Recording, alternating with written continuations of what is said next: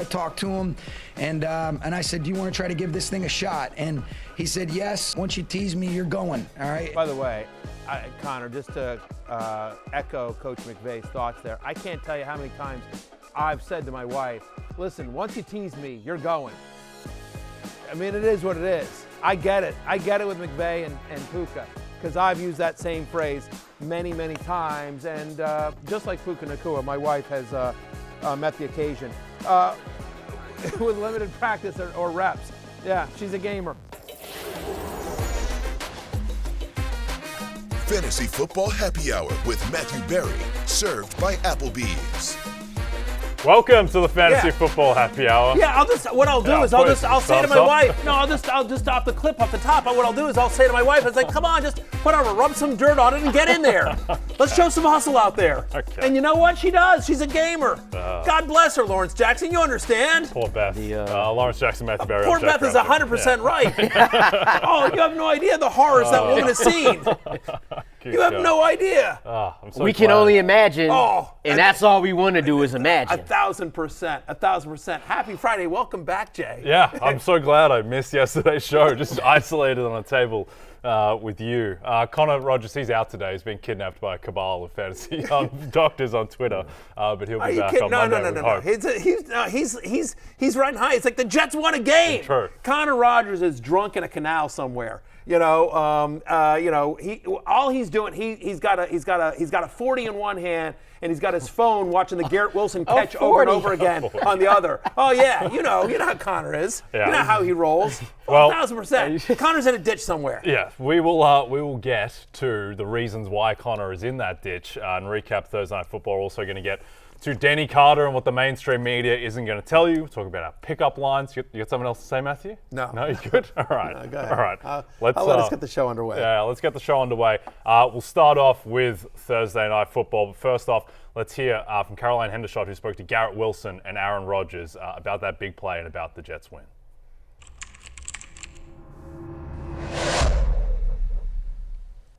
I mean, it all starts with, the quarterback having to trust in me, and the fact that he did in those situations to go and make a play, I don't take for granted. So, after that, it's just my turn to do my job. And, I'm glad I was able to make those plays. But at the end of the day, if I didn't make them, I'm feeling a whole different way right now. So, I'll just say that. What did you think of Garrett's catch in the second one? The second one? Well, before the snap, I knew it was third and extra long. I was looking at the weak side safety, and I was like, if he drops down at all, I'm just going to say, screw it. I'm going to throw it up to G. I felt like I put it in a decent spot, but, yeah, I didn't do a whole lot when it comes down to it. I just kind of lobbed one up there. He made an unbelievable catch. Well, Garrett Wilson drinks for free, clearly. One of the greatest catches you'll ever see. Goes right. Everyone clapping. I like it. I mean that play deserves it. Yes. I think I tweeted out while they were doing the review, like, give him the touchdown just based on style alone. Like, here it is right here. There's Rodgers. He sees the weak side safety. Screw it. I'll just throw it up there. Garrett Wilson just, oh, man. As Ian, watch this. This is Ian Hart has put that's the Jumpman logo right there. He literally did the Jumpman logo in real life. My pal Ian Hart is pointing that out on social media. Unbelievable. He locked in. When you're locked in like that, it's nothing a DB could do in that situation. Yep. Credit as well to the human body and the distance between the shin and the knee, because it is excellent that catch was able to count. And I think it was clearly a catch. Well, maybe not clearly, but it was a catch. Got the shin down. A review confirmed it. Not many people on the planet can just make that leap. Forget everything else about it. Just make that big of a leap. Right, and now not many, an even shorter amount of people that can make that leap can catch a football with one hand that's coming at you at however hard Aaron Rodgers threw it, and then oh, by the way, we've got to throw football equipment on you, and you've got a DB all over you, and you've got millions of people watching you either at home or in the stadium. Like, the degree of difficulty for that catch and that moment for Garrett Wilson is just astronomical. Yeah, it is. It's. I know people are saying like that's I would argue that's as good, if not better, than the Odell Beckham catch. Lawrence, you're going to throw the sheriff's badge to Matthew on that? I agree with that. That's what you're saying, right? I am saying that I think you can make an argument it's as good, you if not even you slightly definitely The difference could better. with make Odell it- is he went further back, and it was like his spine was extending back. So I think that's the difference and why I would have Odell. And here's the thing as well, like everyone always compares any catch to Odell, and that's the reason that you know why Odell. So is this people is are how going to compare it to Garrett this is Wilson how now. we'll know, right? A few years from now, because you're right. Everybody compares any great catch to Odell, but by now we forgot those catches, right? There's not one catch we could think about that's like, oh, that's like Odell. Let's see later down the line, like 3 years from now. I think we'll remember this one. Okay, well, we can reevaluate there's a couple in of things. There's a 2027. couple of things that, and we don't have to get into this debate long, but I will say that there's a couple of things working in Odell's favor, and this is going to sound dumb, but just the fact that his name is Odell Beckham Jr. Like he's got a unique name versus Garrett Wilson, which is sort of like we've talked about names on this. It's fine. It's a fine whatever. But I'm just saying like, and also the fact that Odell Beckham Jr. when that catch happened, he was a rookie. That was national TV. Now I know this was national TV as well, but this was on a streaming service. It wasn't network TV. No, I'm dead serious. Yeah. I bet you go Also, look it at was a terrible game. yeah, well, I mean, look at the ratings. Look at the national ratings for what last night's game was versus what the ratings were for the Odell Beckham catch. And Giants Cowboys on national TV, on network broadcast TV, that's a bigger number than whatever was on Amazon last night. All due respect, it is what it is. A Thursday night game on a streaming service. And the other thing is just because he was a rookie and not yet known. You know what I mean? Like I just feel like that was just sort of his introduction to the world, kind of, whereas with Garrett Wilson, we've seen some other great plays. Think about the play last year when Zach Wilson against Buffalo, when the opening game last year, where he had to basically push it up to himself and catch it with one hand. You know the play I'm talking about, right? I mean, so we've seen Garrett. We're not as awed by Garrett Wilson because we already know the guy's awesome, whereas with Beckham, like, I don't think people really knew at that, it was like, I feel like that was game 6 or 8 of his rookie season. And he didn't even his first 4 games he was out, so it wasn't that many games. Yeah. To me, it will always be that the gravity of the ball is pulling Beckham back, and he's still able to catch it. But anyway, Garrett Wilson. Last thing on this catch, though, real quickly, couldn't you argue that just in terms of the stakes, this is their season on the line? Sure, they may well be 2-7 if not for that catch. Just all the pressure that was coming into that team and this situation, and they bring in Davante Adams and all of it. So just the gravity, importance of that catch, I think probably outweighs Beckham's catch against the Cowboys. That's but either fair. way, they were both awesome, and football's great, and Garrett Wilson drinks for free, not only today, but I think for life. Indeed. All right, well, Lawrence, Garrett Wilson goes 9 of 10 for 90 yards with 2 touchdowns. Fantasy-wise, I'm not sure there's many takeaways. Like, you're starting Garrett Wilson every single week. It was great to see Davante Adams as well, who goes 7-11 for 91 yards and a touchdown. I think the story isn't so much either of these guys individually. It's the fact that in the same game, they were both able to put up massive stats. And that's what we wanted them to be. This is what we expected of them when they first got Davante Adams. So now you're kind of seeing what this offense should look like. You still see that Breece Hall ran for 74 yards on the ground. So the offense, not in the beginning, but it started to look like what you would expect this Jets offense to look like. So when Davante Adams first got to the Jets, we said, oh, they're both, wide receiver 2 range. And that's when the Jets were playing bad. If they could play like this, then you have no problem starting them every week. Now, Garrett Wilson nor Davante Adams has to catch a touchdown every week. We just want them getting that volume. Both guys, double-digit targets. Note, Allen Lazard is out for the next 4 weeks on the injured reserve. And I think they've got a shot at this. Here's their upcoming schedule. They're at Arizona next week, and they'll have 10 days to prepare for that. Cardinals are a plucky defense, but still nothing that truly scares you. Then they're home to the Colts. They've got a bye, and then they're home to Seattle. So the next 3 games are against pass defenses that I think will have a lot of chances. And then you're at the Dolphins, okay. Then you're at the Jaguars, home to the Rams. Honestly, Week 17 at the Bills is the only defense that truly scares you. The Dolphins have played plucky, but they may be out of it by then. They, candidly, probably already are as well. So there's a chance. I have one of my good friends who's a diehard, woe is me Jets fan. Was it Connor Rogers? It's not Connor Rogers. It's not Connor Rogers. Connor's more optimistic than my friend. I don't know if he wanted me to say his name, so I won't. But I'll just say I was talking to him before the game, and he says, "Oh, we're winning tonight and guaranteed." I'm like, "Really?" He goes, "Oh no, we're guaranteed. We're going to run the table until we get to Jacksonville. We'll be 6-8, he goes, we'll get there till Jacksonville, and we'll be like 6-8, and we'll be in the mix He goes, and then we're going to lose to Then you lose to Jacksonville, and our Jags. season will be Yeah. over. That'll be what we'll be competent, and everyone will be like, oh, they're in the mix. They got a shot. They're back. And then we're going to lose to Jacksonville. That's what my Jets friend says. We'll see if that comes true. But one thing that is clear is that, to your point, Garrett Wilson and Davante Adams both absolutely fantastic. I think you're going to have to rank Garrett Wilson over Davante Adams moving forward, just as you're thinking about sort of potential trade value. Since week 5, Garrett Wilson is the second best wide receiver in fantasy football on a points per game basis. Amazing game, as we mentioned, 9 for 90, the 2 touchdowns, 30 fantasy points. Do you know who owns him in the League of Assholes? Not me. Yeah. Do you know who? Producer Pete. Backup producer Pete. Uh-oh. Backup producer Thanks Pete. Do you for know the who backup immediate producer correction. Pete is playing this week? Is it Matthew Barry? Well, Of course it is. Of course it is. Of course. Of course, Garrett Wilson, who's been fine, he's been good, he's been solid. But when he plays me, 9 for 90 and a catch of the century. Of course, that's an 8-point play right there. Just that one right there. Of course, I'm down 30-0. I haven't even started a player yet. You know, I think you have this way of like trying to will your fantasy team to wins through, sympathy or the seeking of it.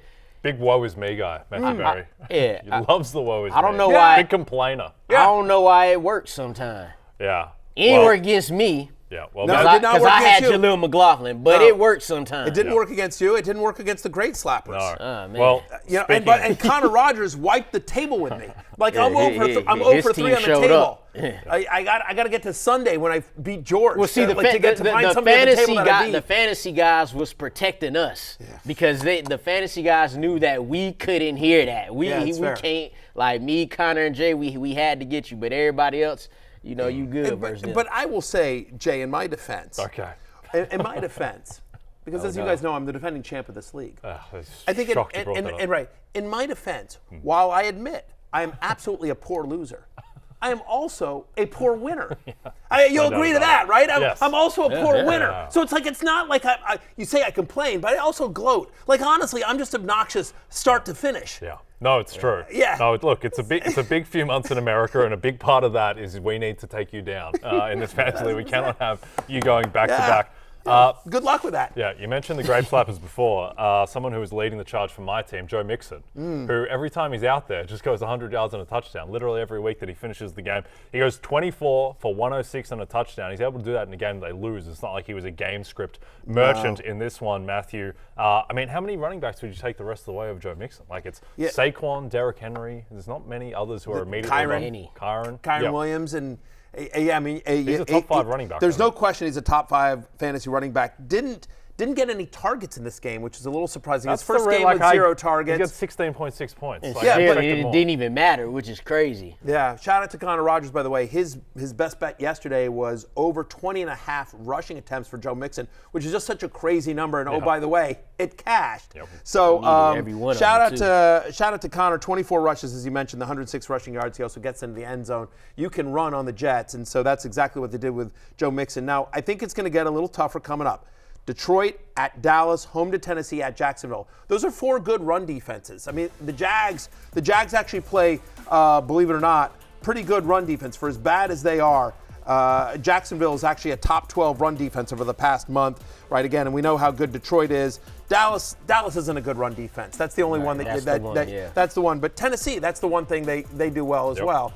At least on the defensive side of the ball. They're a better defense than they get credit for. They're actually the 9th best run defense over the last 4 weeks. So, but yes, I agree with you. Joe Mixon, you know, if you're thinking about trying to trade for him or you are fielding trade offers for him, he's a top 5 fantasy running back. And I think if you were to draft today for the rest of the season, there's no way you get out of the first round with Joe Mixon still being available. Absolutely not. Not with a guy who's rushed for 100 yards every game this season except one. Scored a touchdown in every game this season but one.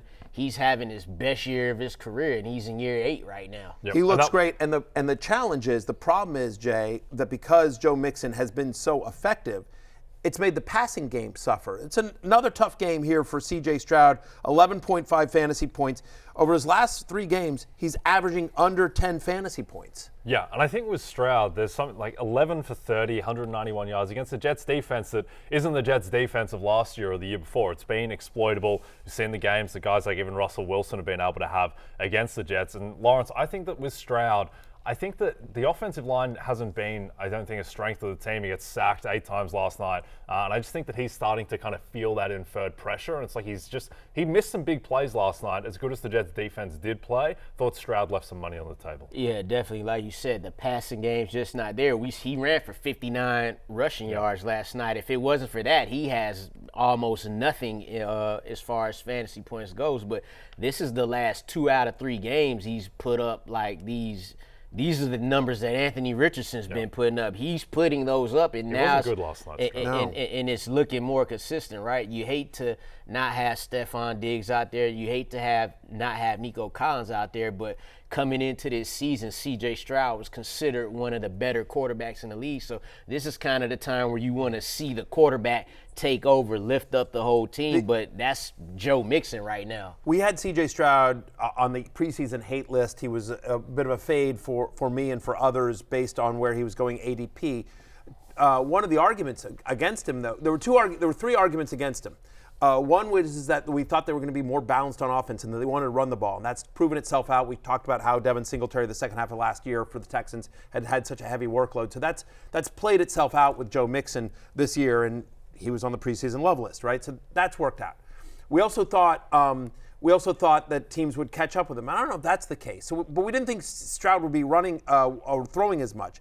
But we also said this is a guy that doesn't run. Yeah. So if there is one thing you want to sort of hang your hat on, he had 59 rushing yards. It was his season high in rushing yards. So at least, now most of it felt like they weren't design runs. They were just running from pressure, that the pressure had broken down. And he was running from pressure. But just the fact that he has that in him, that he's not just quickly throwing away, that he was open to sort of tucking and running, maybe gives you some hope there.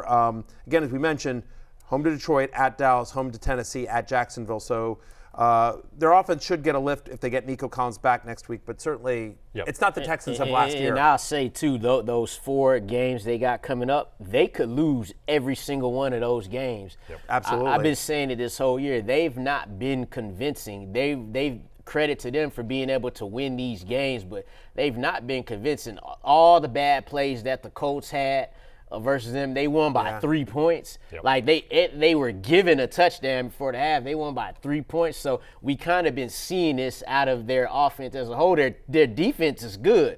They got one of the top defenses, and you saw that last night too, right? Until the Jets got going, but it's just not working for them specifically in the passing game right now. Yeah, I mean, listen, any team in the NFL can lose to any other team, but, the Titans and the Jags are teams the Texans need to win. Those should be winnable games. If they lose to Detroit, no one's going to panic. That game, by the way, Sunday Night Football in Houston, Texans, Lions at the Texans.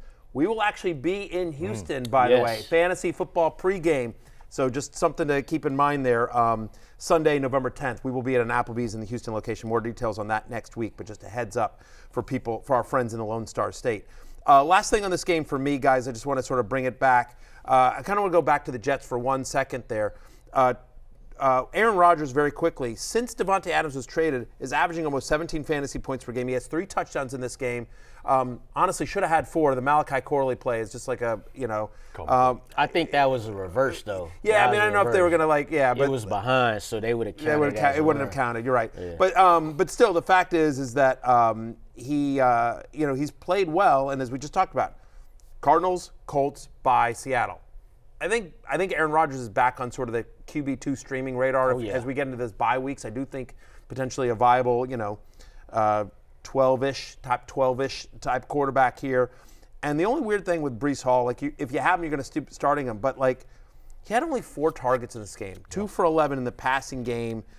He's had under 15 receiving yards in 4 of the past 6 games. It's just sort of weird, the lack of passing game usage for Breece Hall, because that was one of the arguments coming into the season was this guy can be Christian McCaffrey. Yeah. And they haven't used him that way. But you know what, though? You made a point about this way earlier, right before week 1, is that the quarterbacks that they had last year for the Jets, like a guy like Tim Boyle, who's one of their quarterbacks, he's going to check Lord down. of the dumb off. He's going to check down more often than an Aaron Rodgers. Now, Aaron Rodgers is picky with his throws. He's looking for something that's he ain't looking to throw no incompletions and mess up the stats, right? But still, a guy like Tim Boyle, and now you have Davante Adams too to add to that.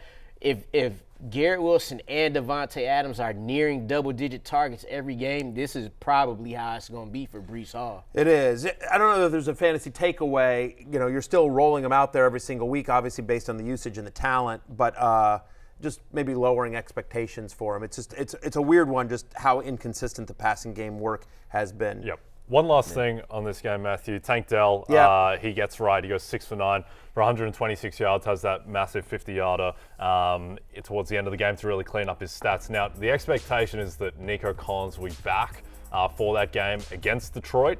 Where do you think Tank Dell, with Stephon Diggs out for the season, does he slide into being a low-end wide receiver 2, someone that you can start with confidence each week? I probably think he's a little bit more flex, probably more of a wide receiver 3 for me, because I still think it's going to be up and down. Nico Collins is an alpha, and he's going to get his, and obviously they want to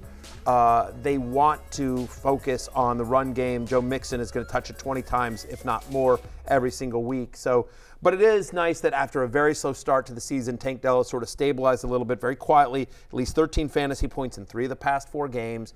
No Stephon Diggs. That opens up a decent amount of target share. As we talked about it, right? Lions, Cowboys, Titans, Jaguars. 4 defenses in a row that you can throw on, and that honestly the Texans are going to need to throw on. Certainly the first 2 against the Lions and the Cowboys. So, I don't think Tank Dell's out of the woods just yet, but certainly – if ever there was a game that Tank Dell was going to have a good one, it was this with no Nico and no Diggs and negative game script, and he produced. So you like to see that going against the secondary of the Jets. Yep. Okay, let's jump to some Week 9 injuries that we're tracking. The big one, of course, and we'll talk about it more, is Lamar Jackson dealing with the back and the knee as well. Jaden Daniels with his ribs, expectation is still he is going to play. Jordan Love dealing with that groin injury. That line has moved 2 points towards the Packers, so some optimism that he may play. Josh Jacobs with the ankle. Tony Pollard dealing with a foot. Kareem Hunt with his quad. DK Metcalf, still some uncertainty there that he may miss a second game with his knee. Tyreek Hill with a foot injury. And then T. Higgins, some uncertainty there around his quad. And then David Njoku, Matthew's man, dealing with an ankle injury. But let's start off with Lamar Jackson, because this is the big one. And first of all, let's hear from John Harbaugh. And this was on Wednesday after Lamar Jackson had missed his first practice of the week. Yeah, rest day. He's been playing great, and we got a lot of football in front of us here. We've got quick game, another big game coming up, so that was warranted today. Okay. Yeah, I feel like, Lawrence, once a year at least, there's like something weird with Lamar. Yeah. He be getting sick. Yeah, but this is more than like back and knee is a little more than getting sick, but it is. Just always feels like there's always something with Lamar. Yeah. He avoided it last year. Last year he avoided it, but every other year outside of that, outside of really his 2 MVP seasons, there's always something. Yeah, he be getting back when COVID was he had got that a couple times. Yeah, I mean, look, we'll more on this story. Obviously, I think today will be a very telling day for Lamar Jackson. They're home to the Broncos this week as well. The line is -8. So with the the Ravens are 8-point favorites. So I assume that, in terms of the sports books, they think Lamar is playing. Yeah. Now the line has come down from 9.5 to 8. But if Lamar Jackson misses, it's going to move like a touchdown. It's not going to move 1.5 points. It's not going to be 1.5 points. Yeah. So I think that the expectation is still that, at least with the sports books, the DraftKings, that he is going to play, but there is a little bit of uncertainty. And again, because it's Lamar, like if this was Josh Allen, who doesn't kind of deal with this kind of stuff, you'd expect that he's probably just going to play. But Lamar, because there's always this weirdness around him, perhaps there is a little bit more. He took some really big hits in that Cleveland game, because he was having to run a lot, particularly in the second half. So I just wonder, even though he finished out the game and he looked pretty spry those last couple of plays, wonder if perhaps there was some niggling injury. But I'd make it favorite that he is going to play based on what the market is probably saying. has some adrenaline going on. But if you look at how the game went, you're like, 289 yards passing, it looked like 45. I wouldn't, especially as fantasy managers, Friday is the day, right? That's when now if he comes up and it's like he's questionable, then it's like, uh-oh. Yep. Okay, well, another guy who may be questionable is Jordan Love, dealing with the groin injury. And let's hear from Matt LaFleur, who spoke about Love's status yesterday. To me, what factors is, can you protect yourself or not? And, can you function at a high level, a winning level? And so we'll see where he's at. You got to be able to get out of harm's way if it comes your way. And you got to be able to function and do the things that we need you to do and that he feels comfortable doing. And if he can't, then he won't play. That's my concern. I mean, so positive, and you said the line has moved towards the Packers, so there's some optimism that he'll be able to play in what is a huge game at home against the Lions. You know, a big game for the NFC North and for playoff seeding. My concern, fantasy-wise, is that even if Love starts, if he gets banged up, like they have a lot of confidence in Malik Willis, which is awesome for the Packers and Matt LaFleur, and kudos to them because I think a lot of people saw that trade in the preseason going, Malik Willis, really? Like, you know. You think he'd be starting for the Titans right now? Yeah. Yeah, right? Exactly. But it was surprising just because Malik Willis hadn't really shown a lot with Tennessee, and it was a kind of a head scratcher there, and they had drafted Sean Clifford, and anyway, it's a weird one, right. But you're like, okay. And then he comes in, you're like, where was that Malik Willis? Like, that wasn't the, He was on the Titans. Yeah, is that what it was? I mean, honestly, but anyway, so credit to Malik Willis, who I think has been much better than a lot of people expected. Credit to the Packers staff for coaching him up and getting Willis there. So I think they have a lot of confidence in Willis. Fantasy-wise, though, I don't know how much confidence I have in Jordan Love completing this game, even if he gets the start. I will just tell you that I'm in a number of guillotine leagues, as you can imagine, which obviously, if you have one bad game, you're out. Yeah. I lost in a guillotine league last week because I'm down to the final 6, and I had Jordan Love as my quarterback. He got 5 points. He left early. So the other leagues where I have Jordan Love, I've just taken him out, regardless of whether he starts or not. Yep, I think that's reasonable. And look, the line has moved 2.5, 2 points towards the Packers, but still the Packers are 2.5-point dogs at home against Detroit. If Jordan Love plays, suspect that's going to be more like pick. So the market is saying this is a coin flip at the moment. But let's just go through it. If Jordan Love plays, I think regardless you're starting Josh Jacobs, whoever the quarterback is. Yeah. If Love is in, I think you're starting Jaden Reed, and then all the other receivers are a bit more questionable. Yeah, Tucker Kraft, you starting. I would start Dobbs. Yeah, I was going to say you probably get away with Dobbs. Like Dobbs would be the best of the rest. Yes. I prefer Dobbs to Watson or Wicks, but I will say that if Malik Willis is starting, I don't feel great about any of the pass catchers. No, I think Jaden Reed would be the one guy maybe, but that's about it.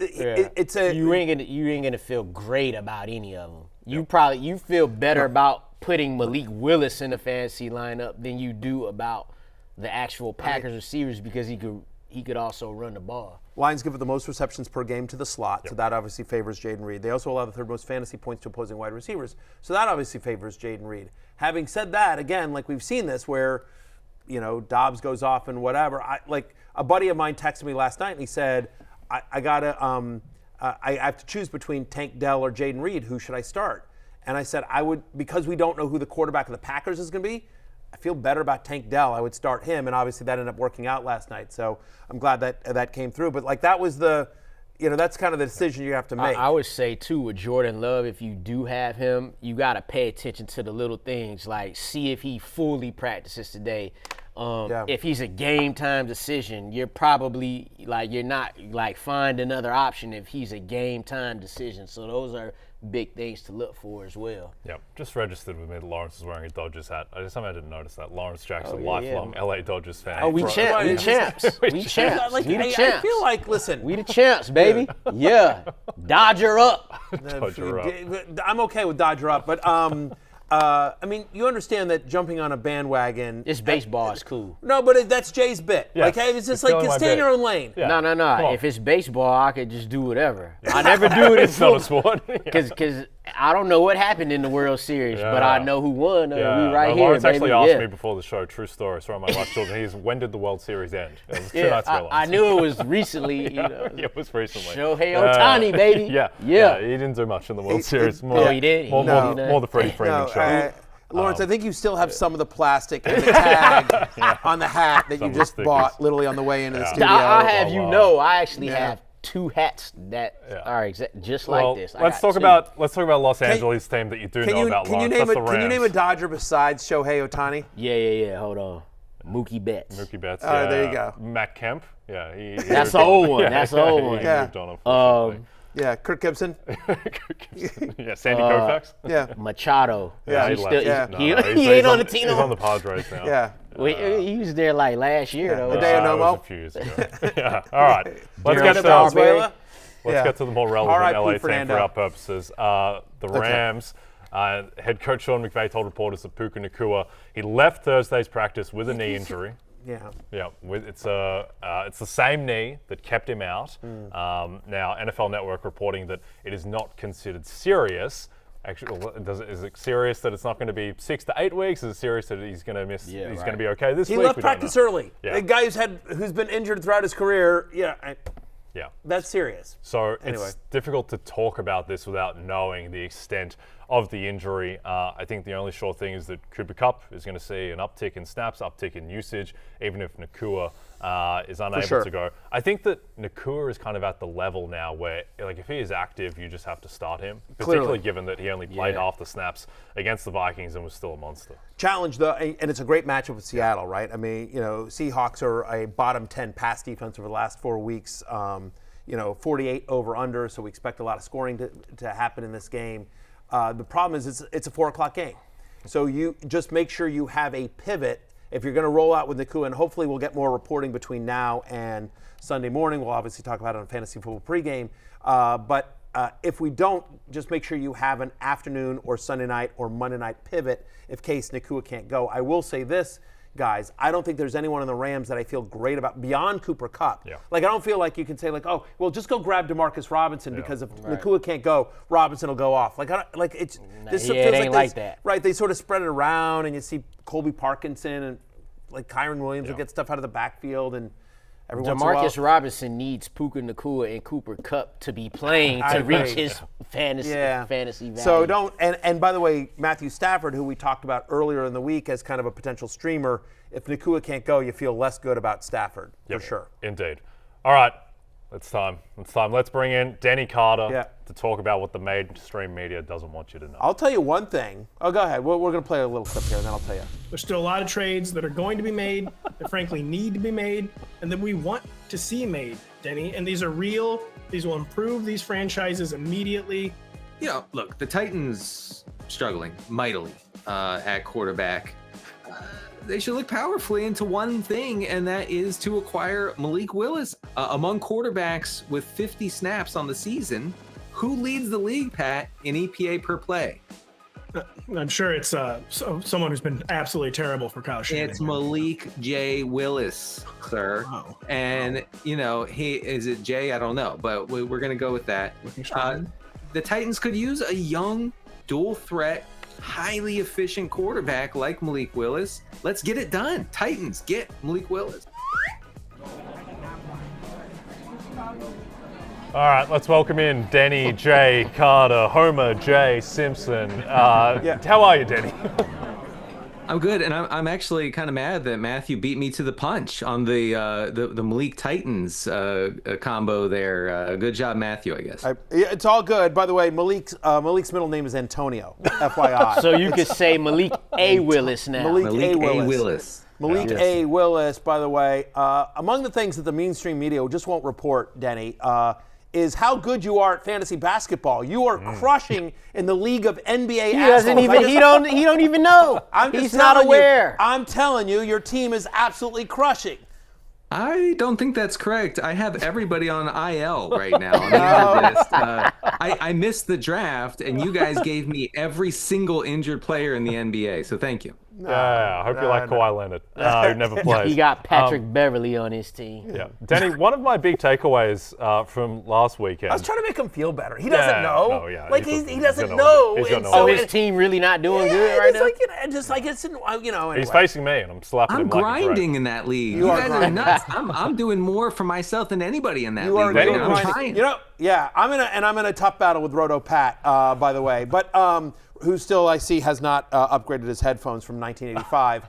But Denny, listen, I'm always searching for a tight end. It's a desperate landscape out there, and I search the mainstream media. I can't find any talk about tight ends that are productive. Any help here?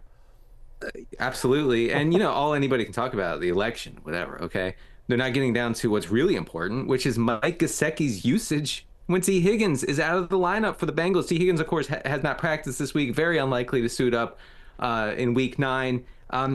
Mike Gesicki is kind of the wide receiver too in those situations. We've seen Gesicki get 8 and 9 targets respectively in games that T. Higgins has missed this season. Last week, guys, this is what you want. You will not hear this on MSNBC as much as I love MSNBC. Gesicki targeted on 33% of his pass routes. That's really strong, not just for a tight end, for anybody. I think that he's a viable play. I like it. All right, Denny, that's nice. Matthew asked you about tight ends. I'm going to stay with the tight end position as well. As you know, we all, seem to struggle at that position. Do you have another guy for us this week that the media don't want us to know about?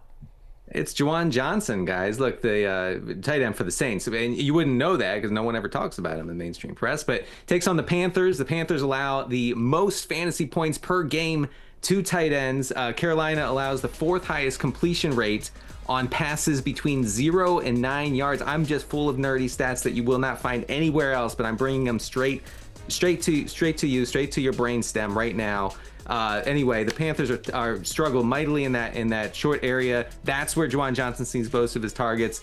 I don't like him as much as Gesicki, but he's interesting. I will tell you this. I spent the last 3 days watching nothing but cable news.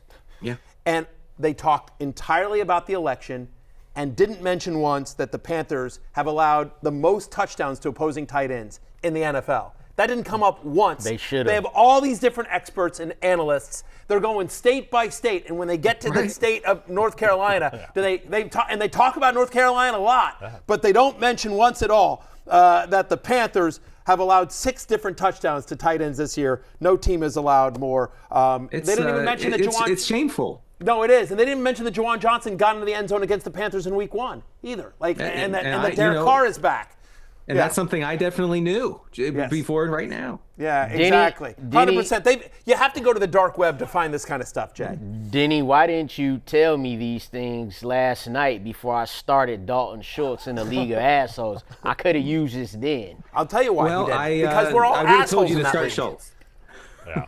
All right, well, the last name, and it always creates a physical pain for me to say these syllables out loud, but Joe Flacco, Denny, here's the last name in our rundown. Comeback Player of the Year, allegedly, Joe Flacco.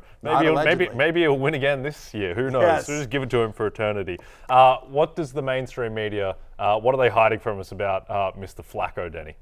I am glad to see, Jay, that you're processing that still and getting over that clearly. Good luck with that. But yeah, they're taking on the Vikings now.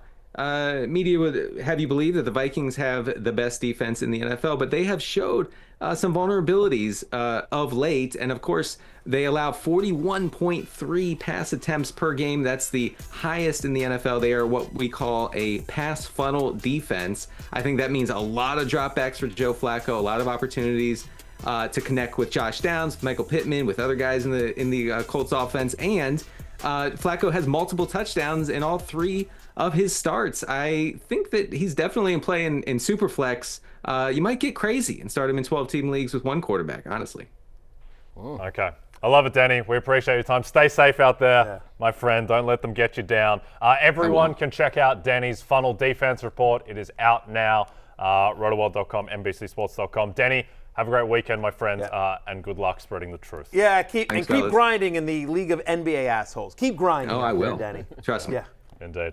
All right, we're off to break. The world's fastest thoroughbreds come together this weekend in Del Mar, gentlemen, to compete for the title of world champion at the Breeders' Cup. Catch the action from Southern California today on USA Network and Saturday at 3:30 p.m. Eastern on NBC and Peacock. When we come back, we preview some of the biggest games coming up this weekend. What's on tap is next.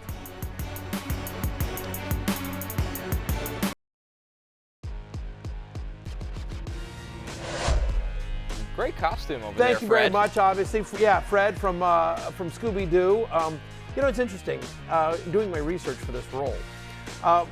Fred's, there he is. 10 out of Fred, 10. Pretty good. I mean, I think, we're doing what we can with the hair. I'm a fantasy doctor. I am online. On social media? I'm watching every single injury video. I'm bringing From you the afar? analysis. Yeah, no, I don't actually, I'm not a real doctor. Okay, got it. Yeah, got no, it. I'm just at home. Doug Ross and Austin Powers, our YouTube comment of the day from Matteo Fio 4597. It is a kind of. I think it's Mateo Fio. That's Mateo what I think Fio? it is. Mateo Fio. Either way. 4597. Yeah. Well Either way. done. Yeah, no, I like the Fred outfit. It's got it's like Fred. It's a bit more disheveled Fred. You don't look as clean as that Fred. Like a stressed out Fred. Yeah, it's like, do you want to remind me? It was like Fred meets Cillian Murphy and Oppenheimer. Yeah, a little it's kind of that kind of vibe. Well, it's just, that's Fred he's been through some stuff. Like, it's been a night. Yeah. Been a night for Fred. And by the way, the other frustrating thing is, like, I thought it was a really good costume, but Fred doesn't have any catchphrases. Like, Scooby's got, like, ruh-roh raggy. It's all with the R's. He's got the it's not uh-oh Shaggy, it's ruh-roh raggy. Yeah. And then and then you've got, like, Jinkies or Zoinks. But just no. There's nothing for Fred other than the best one that comes up when you Google it is, like, let's split up. Like, that's his solution. That's kind of what he does. He just sort of says, what did he say before they about to catch the criminal? Do he say anything? No, he just says, and he'll say something like, and it turns out it actually Jay Croucher all along. Okay. And then Jay says, and I would have gotten away with it if it wasn't for you meddling kids. Yep. Right. And so that's Fred ain't supposed to have no catchphrase. He's just supposed to be like the heartthrob of the show. That's what he's supposed to do. Which is similar here, which is why I thought it was appropriate. Great outfit from Connor Rogers as well. Yeah. Dr. Connor just texted me his prognosis for Puka Nacua is death. Puka Nacua is actually, he's never saw going to one play frame in one tweet. Puka Nacua is never going to play football again. All right, it's very inside baseball, but internet fantasy doctor is an unbelievable concept. And by the way, here you go. Here's we asked for people to give us the name of our guest bartender. And Jay's comeback player of the year bet is the best name for that skeleton right there. Unbelievable. It's pretty good. Tough. That's very funny, Matthew, and Matthew Trapasso, and I don't like you very much, but that's okay. It was a good joke. Well, we're going to get it back. It's my comeback season for comeback player of the year. Nowhere to go but up. Yeah, nowhere to go but up. Nowhere to go now but what's on tap, which is brought to you by Bud Light, the official beer sponsor of the NFL. We're going to talk about the matchups with the highest point totals this week. Sundays are easy to enjoy when they are full of football and the fridge is filled with beer. These are the games we're locking in on, starting with Cowboys at Falcons. Falcons 3-point favorites. The total is 51.5. Cowboys season on the line. Lawrence, and the question is, can you start any Cowboys running back this week? Not and feel good about it. No. But if you are having to start one, it's obviously going to be Rico Dowdle. You saw what the Cowboys' run game looked like last week without him. It was worse than what it already was. So you look at the fact that the Falcons have only allowed 2 rushing touchdowns to running backs this season. You don't love that. He's got 1 game this season with more than 32 rushing yards. That was a couple weeks ago versus the Steelers. So you're not loving this if you have to start Rico Dowdle. He's my running back 28. And honestly, nothing other than that one road game against Pittsburgh. The Cowboys haven't been able to run the ball effectively all year long. I don't know how they internally feel about the job that Ezekiel Elliott and Dalvin Cook did against the Niners last week as well. But it feels like if you're Mike McCarthy, like, it's just got to be the way of moving the ball is going to be Dak Prescott to CeeDee Lamb and Jake Ferguson, and maybe you get some Jalen Tolbert in there, and that's it. Like, they just, you don't feel good about this, especially in a game where the over/under is 51.5. You feel like it's going to be a bit of a shootout. Right. The way they're going to have to throw against the Falcons. So, I think Dowdle is like a low-end running back 3 if he plays in this one, and you're basically hoping that he falls into the end zone. Like, that Week 5 game against Pittsburgh, that's the only game that he's had more than 32 yards. Yep, and that was purely through volume. He wasn't efficient in that game. He went 20 for 87. Yep. Like, unless you're in a super deep league, like if I'm in a 10-team league or even a 12-team league and Rico Dowdle's on the waiver wire, I'm not like grabbing him. Like, I just don't feel like there's any upside there. Yep, agreed. All right, let's get to a game that features a lot of players with upside. Dolphins, Bills. Bills are 6-point favorites. Total is 49. Dolphins season very much on the line. Tua Tagovailoa back, which lifts everyone in this offense. But, Matthew, are you starting Jaylen Waddle this week? You know what? Yes, if I have to. I mean, look. Yeah, I'm at wide receiver 20. Now, that's after both Jets guys and Tank Dell were taken out. So I had him as kind of a mid-tier flex when the week started. You don't have a lot of positives here, right? I mean, it's not a great matchup with the Bills, right? They allow the 6th fewest fantasy points to opposing wide receivers. Double-digit fantasy points, the last time he scored that was week 1. Yeah. Now, second week back of Tua, negative game script probably works in his favor. We think he's talented and sort of feel like he's due, right? But there's not a lot that you can sit here and point to and say that makes you feel good about Jaylen Waddle. So I'm as a low-end wide receiver 2 this week. He's a risky low-end wide receiver 2 kind of flex play, but you're banking on talent and game script here because there's nothing in the underlying numbers that tells you this is going to look good. But obviously a lot of that is mostly with non-Tua quarterbacks, right? 6 straight games with under 50 receiving yards, 4 of those came without Tua under center. Yeah, and I don't even know we could confidently point at the potential game script because the last time they played, they was getting the butts kicked and they still couldn't throw the ball against them, So that was Tua play. He threw 25 passes before he was out the game, so he played a decent amount of that game. And then you look at the fact that he's got 1 game with over 4 catches and over 50 yards. Like you said, that came in week 1. So you're doing it, you're starting them, but it's because you have to. Real quickly, I'll just say that both Tyreek Hill's on the injury report, as we showed earlier. Sean McDermott saying from the podium that Amari Cooper is going to be listed as questionable in this game. Just talk about that. If Tyreek Hill can't go or he's less than 100%, maybe that opens up more opportunities for Waddle. Yeah. And if Amari Cooper can't go or he's less than 100%, maybe you feel better about Khalil Shakir in this game, Keon Coleman as well, Dalton Kincaid. So that would be interesting if Cooper can't go. Yeah, and just quickly while we're talking injuries, news that T. Higgins did not practice again. Full week of no practices for T. Higgins. Upgrade on Gesicki, upgrade on Andre Yoshivash, and obviously he started Jamar Chase. Probably still not starting Yoshivash. He just hasn't done anything this year. Indeed. Except the 1-2 touchdown game, which was sort of fluky. Okay, last game for us, the Lions, 2.5-point favorites at the Packers in a game that may well decide the 1 seed in the NFC, and certainly supremacy in the NFC North for now. The total is 48.5. Lawrence, we touched on this a little bit earlier when we were talking about Jordan Love's injury, but can you trust any Packers wide receiver this week? Yeah, like we talked about, if Jordan Love is playing, we're trusting Jaden Reed and Romeo Doubs. If he doesn't play, we're probably barely trusting Jaden Reed in this situation, as the offense will be run a lot different with Malik Willis. It's a good matchup, as we talked about earlier in the show about, they give a lot of points to wide receivers, especially including the most receptions to the slot. That said, the last 2 weeks, he's had only 7 targets, 4 receptions. He's averaging 5.3 fantasy points per game. So he's been kind of cold the last couple of weeks here. Tough matchup against the Lions. Romeo Doubs, I have at wide receiver 32. 3 straight games with double-digit fantasy points for Romeo Doubs. But again, you feel better about him if Jordan Love's under center, not Malik Willis. Indeed. All right, that'll do it for What's on Tap, presented by Bud Light. Easy to drink, easy to enjoy. Sunday night, gentlemen, the Colts head to Minnesota for the ultimate test against Justin Jefferson and the Vikings. Sunday, 7 Eastern on NBC and Peacock. We're going to hit our last break. When we come back, last call. It's time to try to pick up Matthew with our best bets for the weekend next.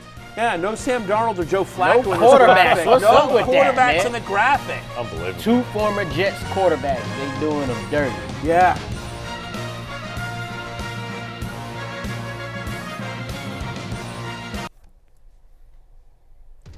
DraftKings Sportsbook is the #1 place to bet touchdowns, and new customers can bet $5 and get $200 in bonus bets instantly.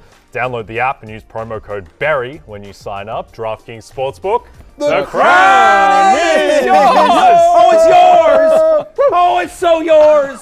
That crown! Definitely yours. God. Well, time for last call. Time for pickup lines. As you can see, pickup lines effectiveness. Yeah. I go home more frequently with Matthew, as is my God-given right. Yeah. My bet is cash 5. I'm 5-3. Lawrence is 4-4. Lawrence, time to get on the right side of 500. Lawrence always takes bet? plus money. Let's do it. Right now, it's on a Friday. Friday's my day. Okay. Damn it.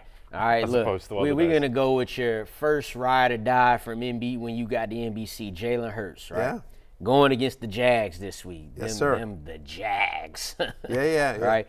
2 touchdown passes, plus 110 against this Jaguars defense that has allowed this in 5 of their last 6 games. That's crazy. Jalen Hurts had a bad year down the stretch last year, right? Hasn't thrown a pick since week 3. this Eagles offense is getting it going right now. He got a lot of 1 touchdown passes game recently, but against these Jazz, he's getting 2. They give it up like that. All right. Okay, I like it. Matthew, it's a big week in America. It's time for unity in the nation, and that's why I'm taking Joe Flacco over 1.5 rushing yards. He has gone over in 4 out of 5.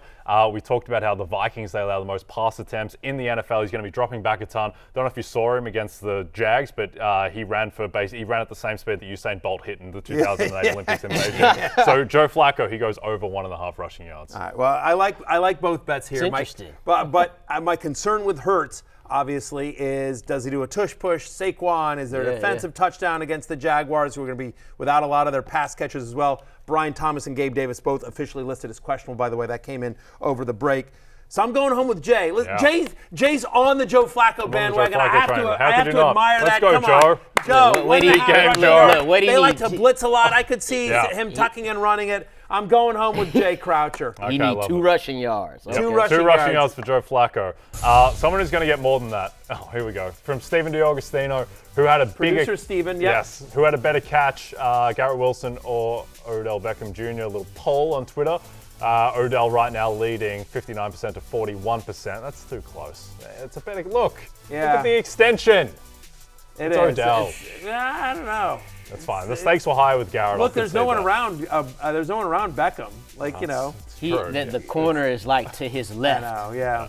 That's where he is. All right. Well, that debate will rage on forever. Odell for me. I think Garrett for these two.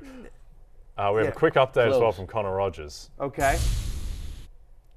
Checking in. Oh yeah, he had a good night. Yeah, he had a very, very good night. The dog put him to sleep. Well, just look at that. Oh, he's just like, that's the second bottle. You're like, feed me, man. That's what he's telling him. Dog's telling him to feed him, and Connor went for the second bottle. He's drunk after the Jets finally won a game, and he managed to pass out. Jets 3-6. Yeah. This is where quickly before we get out of here, Tyreek Hill, he's expected to play. Mike Evans not expected to play. Tyrone Tracy cleared concussion on the track to clear the concussion protocol to start. And then Drake May limited Gabe Davis game time decision. So we will see. It's closing time. You don't have to go home, but you can't stay here. For Lawrence and Jay, I'm Matthew. We will see you Sunday morning for pregame. Until then, peace out.